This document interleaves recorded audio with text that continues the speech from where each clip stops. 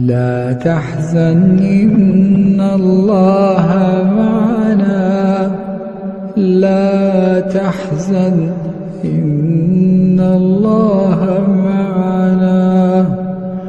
السلام علیکم ورحمۃ اللہ وبرکاتہ۔ بسم اللہ الرحمن الرحیم۔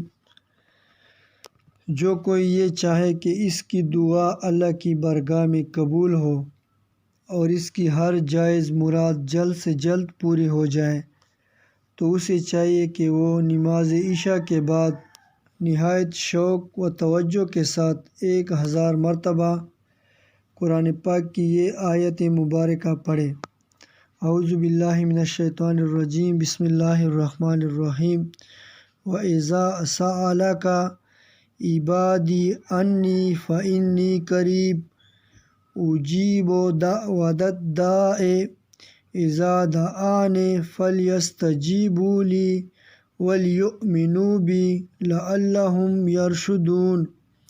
اس آیت مبارکہ کو 1000 مرتبہ پڑھنے کے بعد اللہ پاک سے دعا مانگے، انشاءاللہ اس کی دعا اللہ کی بارگاہ میں ضرور قبول ہوگی۔